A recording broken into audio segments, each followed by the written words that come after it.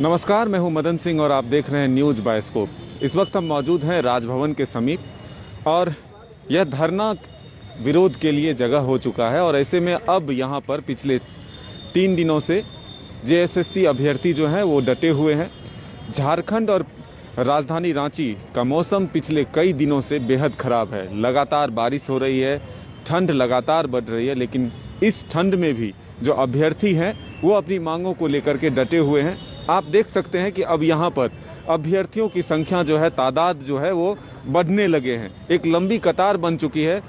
जब इस आंदोलन की शुरुआत हुई थी तो 4-5 अभ्यर्थी इसमें जुटे थे, लेकिन अब देखिए इनकी ताकत बढ़ती जा रही है और ये एक लंबी कतार तैयार हो चुकी है। लगातार अभ्यर्थियों के आने का सिलसिला जारी है। इन सबों का मांग है कि जो इनके रिजल्ट है उसको जारी करके इनको नियुक्ति दिया जाए। तो अब जिस तरह से यहाँ पर अभ्यर्थियों की संख्या बढ़ती जा रही है तो कितना ताकत मिल रहा है इनके आंदोलन को वो भी जानेंगे। और इस बरसात में, ठंड में कितनी मुश्किलें हो रही है यहाँ पर बैठने में। जो लोग हैं आप देख सकते हैं कि अब एक लंबी कतार बन चुकी है। शारीरिक रूप से अक्षम होने के बाद, मजबूर होने के बावजूद देखिए किस तरह से बैसाखी के सहारे यहाँ तक पहुँचकर अपने आंदोलन को आगे बढ़ा रहे हैं। उनका जो तमाम सहयोगी हैं उनको साथ दे रहे हैं। कहाँ से आए हैं तो इनसे ही जानते हैं। अब भैया कहाँ से आए हैं? मैं गुमला जिला से आया हूँ। मैं पंचायत अभ्यर्थी हूँ। अभ्यर्थी हूँ। कब से ये प्रॉब्लम हुआ? ये एग्ज़ाम देने से पहले से ये प्रॉब्लम है। मैं बहुत मुश्किल से एग्ज़ाम दिया हूँ और इस एग्ज़ाम को मैंने बहुत ही बेहतरीन तरीक़ा से मैं दिया। मैं अब दिव्यांग होने के बावजूद भी मैंने इस एग्ज़ाम को क्वालिफाई किया और डॉक्यूमेंट वेरिफिकेशन तक मैं पहुँचा। लेकिन आज सरकार हमारी जो नियुक्ति को रद्द करने के लिए जा रही। मैं आपके चैनल के माध्यम से सरकार को ये अपील करना चाहता हूँ कि ये जो 229 जो संकल्प संख्या है उसको वापस लिया जाए और हमारी जो नियुक्ति है उसको पूरा किया जाए। और सरकार से ये भी अपील करना चाहता हूँ कि आप हमारे आदिवासी भाई बहनों का जो आप हित चाहते हैं तो आप हमारी जो नौकरी को बचाइए और हमको रोज़गार देने में ये कीजिए। हम अब बहुत ही गरीब परिवार से हैं, ऐसे परिवार से हैं शायद आप सोच भी नहीं सकते हैं।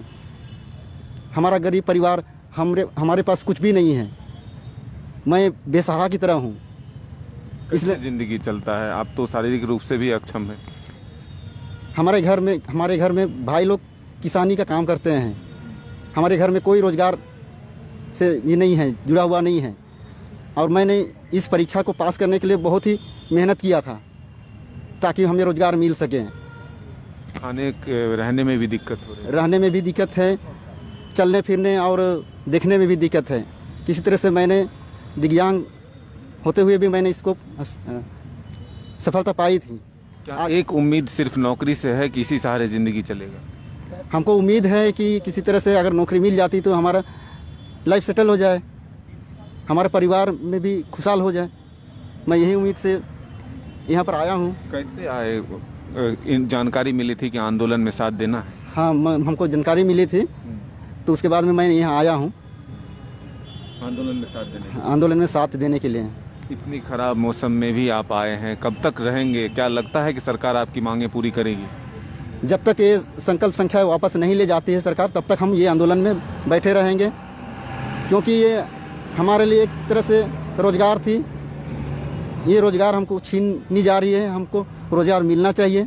हर हाल में हमको रोजगार की अति आवश्यकता है, क्योंकि इसके सिवाय मेरे पास और कोई चांस नहीं है। सर, मैं हजारीबाग से आया हुआ हूँ। हजारीबाग से जिंदगी चलेगा? सर देखिए, यहाँ पे जो लिखा हुआ है एक्चुअली ये मेरा लाइफ है सर। अभी मैं इसी हालत से गुजर रहा हूँ। मैं एक बेरोजगार हूँ और कर रहा बेकार हूँ और बड़े बुजुर्गों के आंखों में मैं एक बेकार हूँ सर। इसी लाइफ को मैं जी रहा हूँ। बस मेरी गलती ये है कि मैं पढ़ लिख करके बेरोजगार हूँ। अब बताइए, अगर ये हमारी मंशा अगर सरकार नहीं समझेगी तो कौन है? मैं किसके पास जाऊँ गुहार लगाने के लिए? अगर ऐसे में मैं रास्ता भटक गया, अगर किसी गलत काम में चला गया तो इसके लिए कौन जिम्मेवार होगा? कौन देगा इसका जवाबदेही? कितना कठिन है जीवन अभी? घर में, समाज में क्या कुछ लोग ताना? बहुत, मतलब क्या बताऊँ, मतलब घर में मैं क्या मतलब दिलासा दूँ घर पे कि क्या करूँ? घर वालों ने अपना जिम्मेवारी निभाया, उठाया, पढ़ाया, लिखाया, सब कुछ किया।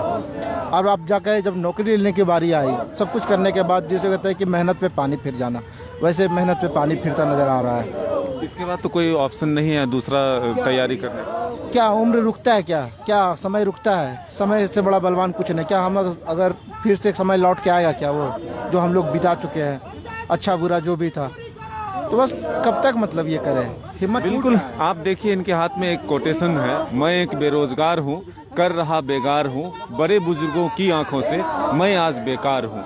ऐसे ऐसे स्लोगन के साथ तमाम जो अभ्यर्थी हैं वो अब यहाँ पर जुट रहे हैं और साफ अपना दर्द बयां कर रहे हैं कि किस तरह से समाज में, परिवार में उन्हें बेकार की जिंदगी जीना पड़ रहा है, लोगों के ताने सुनने पड़ रहे हैं। आप देखिए कितनी ज्यादा संख्या में अभ्यर्थी जो है यहाँ पर इकट्ठा हो रहे हैं और तमाम लोगों की यही अपील है कि सरकार जल्द से जल्द इनकी मांगों को पूरा करे, नहीं तो फिर ये जान देने को भी तैयार हैं। यहीं पर डटे रहेंगे, राजभवन के सामने डटे रहेंगे जब तक इनकी मांगें पूरी नहीं हो जाती है। अपने सहयोगी संजय के साथ Madan Singh, news by scope, Ranchi.